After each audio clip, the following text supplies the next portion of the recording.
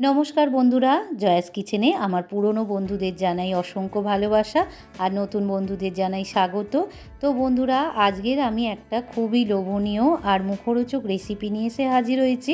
আজ আমি বানাবো সম্পূর্ণ ঘরোয়া পদ্ধতিতে এগ মোগলাই পরোটা, আর সাথে থাকবে আলুর তরকারি। খেতে তো অসাধারণ লাগে, ছোট বড় সবাই ভালোবাসে মোটামুটি মোগলাই পরোটা। ভিডিওটা প্রথম থেকে শেষ পর্যন্ত দেখার অনুরোধ রইল। আশা করি আপনাদের ভালো লাগবে, আর এই রকমভাবে যদি আপনার মোগলাই পরোটা তৈরি করে খান খুবই ভালো লাগবে। তো চলুন শুরু করা যাক। মোগলাই পরোটা বানানোর জন্য এখানে আমি বড় বাটির 1 বাটি ময়দা নিয়ে নিয়েছি, অল্প একটু লবণ আর 2 চামচ, বড় চামচের 2 চামচ সাদা তেল দিয়ে ভালো করে মাখিয়ে নিতে হবে। তো বন্ধুরা, ময়মটা যত ভালো হবে ততই মোগলাই পরোটাগুলো খাস্তা আর মুচমুচে হবে। ময়মটা ভালো করে দেয়া হয়ে গিয়েছে। দেখুন বন্ধুরা, হাতে মুঠো করে নিলে এরকম হয়ে যাচ্ছে, আবার ছেড়ে দিলে পড়ে যাচ্ছে ঝুড়ো ঝুড়ো করে, তবেই বুঝতে পারবেন যে একদম পারফেক্ট ময়মটা হয়েছে। এবারে আমি উষ্ণ গরম জল দিয়ে একটা সফট ডো বানিয়ে নেব। এখানে আমি গরম জল ব্যবহার করেছি, হালকা উষ্ণ করে নিয়েছি গরম জলটা। এতে ময়দাটা ভালো মাখাও হবে আর খেতেও খুব ভালো হবে। দেখুন বন্ধুরা, একটা সফট ডো আমি একটা মাখিয়ে নিয়েছি। এবারে আমি চাপা দিয়ে এটাকে আধ ঘন্টা রেস্টে রেখে দেব, ততক্ষণে আমি আলুর তরকারিটা করে নেব। আলুর তরকারিটা বানানোর জন্য এখানে আমি নিয়ে নিয়েছি বড় সাইজের 2টো আলু। আলুটা এরকম ডুমো ডুমো করে কেটে নিয়েছি বড় একটা টমেটো, আর নিয়েছি 2টো পেঁয়াজ কুচিয়ে নিয়েছি পেঁয়াজটাকে, আর নিয়েছি 8 থেকে 10টা রসুনের কুচি আর কাঁচা লঙ্কা। গ্যাসের উপর আমি একটা কড়া বসিয়ে দিয়েছি, কড়াতে বেশ কিছুটা সর্ষের তেল দিয়ে দিয়েছি। আমি সর্ষের তেলেই আলুর তরকারিটা করব। এবারে তেলের মধ্যে অল্প একটু লবণ আর অল্প একটু হলুদ দিয়ে দিলাম, দিয়ে কেটে রাখা আলুগুলো দিয়ে ভালো করে নাড়াচাড়া করে আলুগুলোকে আমি লাল লাল করে ভেজে নেব। আলুগুলো লাল লাল করে ভাজা হয়ে গিয়েছে। এবারে আমি আলুগুলোকে একটা পাত্রে তুলে নেব। আলুগুলো ভেজে তুলে নিয়েছি। এবারে ওই তেলের মধ্যে দিয়ে দিলাম একটা শুকনো লঙ্কা, আর দিয়ে দিলাম ছোট চামচের হাফ চামচ গোটা জিরে। এবার জিরে আর শুকনো লঙ্কা তেলের মধ্যে একটু লালচে করে ভেজে নেব। ফোড়নটা ভালো করে লালচে করে ভেজে নিয়েছি, আর ফোড়ন থেকে একটা সুন্দর গন্ধ বেরিয়েছে। এবারে দিয়ে দেব পেঁয়াজ, কাঁচা লঙ্কা, রসুন আর টমেটো আমি একসঙ্গে পেস্ট করে নিয়েছিলাম, সেই পেস্টটাই দিয়ে দেব। দিয়ে ভালো করে একটু তেলের মধ্যে নাড়াচাড়া করে ভাজাভাজি করে নেব, যাতে পেঁয়াজ আর টমেটোর কাঁচা গন্ধটা ছেড়ে যায়। এবারে দিয়ে দিলাম আদা বাটা। এখানে আমি বড় চামচের 1 চামচ আদা বাটা দিয়ে দিলাম। আদা বাটাটা দিয়ে পেঁয়াজ রসুনের সঙ্গে ভালো করে নাড়াচাড়া করে নেব, যাতে আদার কাঁচা গন্ধটা ছেড়ে যায়। আদা, পেঁয়াজ, রসুন ভালো করে ভাজাভাজি করে নিয়েছি, আর কাঁচা গন্ধটা ছেড়ে গিয়েছে। এবারে দিয়ে দেব গুঁড়ো হলুদ। এখানে আমি ছোট চামচের হাফ চামচ গুঁড়ো হলুদ দিয়ে দিলাম, আর দিয়ে দেব ছোট চামচের হাফ চামচ গুঁড়ো লঙ্কা। ঝালটা আপনারা আপনাদের মতো করে দেবেন। আমি এখানে কাঁচা লঙ্কা বাটা দিয়েছি, তাই অল্প করে ঝাল দিয়ে দিলাম, আর দিয়ে দিলাম স্বাদ মতো লবণ। এবার কষিয়ে নেব। অল্প একটু জল দিয়ে দিলাম, যাতে মশলা তলাটা লেগে না যায় বা ধরে না যায়। এবারে ভালো করে কষিয়ে নেব যতক্ষণ পর্যন্ত তেল ছেড়ে না দিচ্ছে। মশলাটা ভালো করে কষানো হয়ে গিয়েছে। এবারে দিয়ে দেব ভেজে রাখা আলুগুলো দিয়ে মশলার সঙ্গে ভালো করে মিশিয়ে নিয়ে আরও 1 মিনিট একটু কষিয়ে নেব। তো বন্ধুরা, সব রকম পেস্ট একসঙ্গে করে নিয়ে যদি করা যায় তরকারিটা, তাহলে খুব কম সময়ের মধ্যে আলুর তরকারিটা বানিয়ে নেওয়া যায়, আর খেতে খুব ভালো লাগে। এই রকমভাবে যদি আলুর তরকারিটা করেন, খেতে দুর্দান্ত লাগবে। মশলার সঙ্গে আলুটা ভালো করে কষানো হয়ে গিয়েছে।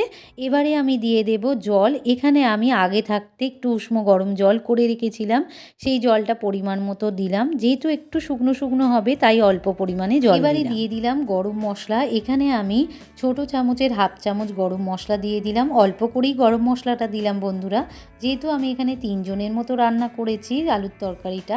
আপনারা আপনাদের ফ্যামিলি অনুযায়ী রান্না করবেন, বাড়িয়ে কমিয়ে নেবেন আলুটা। তো বন্ধুরা, ভালো করে নাড়াচাড়া করে এবারে আমি একটা পাত্রে এটাকে নামিয়ে নেব। আলুর তরকারিটা হওয়া পর্যন্ত আমি ময়দাটাকে মেখে রেস্টে রেখে দিয়েছিলাম। এবারে ভালো করে আরেকটু মেখে নিলাম, নিয়ে এবারে আমি লেচি কেটে নেব। দেখুন বন্ধুরা, আমি এখানে 3টে বানাবো। লেচিগুলো ঠিক এই রকম সাইজে আমি করে নেব। ঠিক এরকমভাবে 3টে লেচি আমি করে নেব। এবারে আমি একটা বাটিতে নিয়ে নিলাম পেঁয়াজ কুচি। এখানে আমি একটু পেঁয়াজ কুচিয়ে রেখেছিলাম। আমি এখানে 3টে মোগলাই পরোটা করব, তার জন্য প্রায় 2টো পেঁয়াজ ঝিরিঝিরি করে কেটে রেখেছিলাম। সেই পেঁয়াজ একটু দিলাম কয়েকটা কাঁচা লঙ্কা কুচি, আর দিয়ে দিলাম স্বাদ মতো লবণ। এবারে দিয়ে দিলাম একটা ডিম। বাটিতে আমি একটা ডিম ফাটিয়ে দিলাম। এবারে পেঁয়াজ, ডিম আর কাঁচা লঙ্কাটা একটু চামচ দিয়ে ভালো করে ফেটিয়ে নেব। ডিমটাকে ভালো করে ফেটিয়ে নিয়েছি। এবারে দিয়ে দিলাম ব্রেড গাম। তো বন্ধুরা, আমি এখানে দোকান থেকে কিনে আনিনি, আমার নেরো বিস্কুট ছিল, সেই 3-4টে নেরো বিস্কুট আমি ভালো করে মিক্সিতে গুঁড়ো করে নিয়েছি।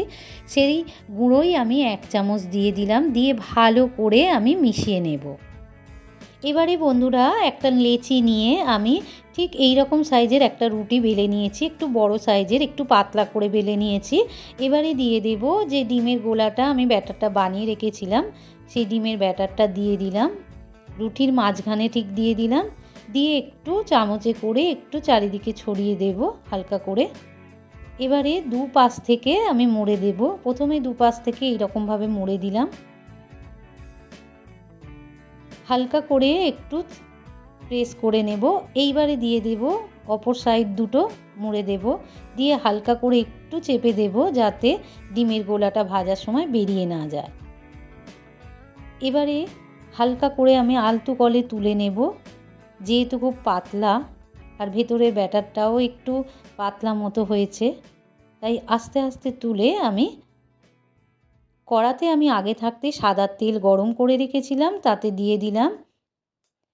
এবারে তেলের মধ্যে উল্টে পাল্টে পরোটাটা, মোগলাই পরোটাটাকে লাল লাল করে ভেজে নেব।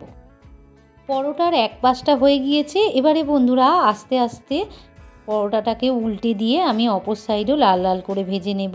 এই সময় গ্যাসের ফ্লেমটাকে একটু কমিয়ে রাখবেন। তো বন্ধুরা, পরোটা ভাজা আমার একদম কমপ্লিট, অপর সাইডটাও বেশ লাল লাল হয়ে এসেছে।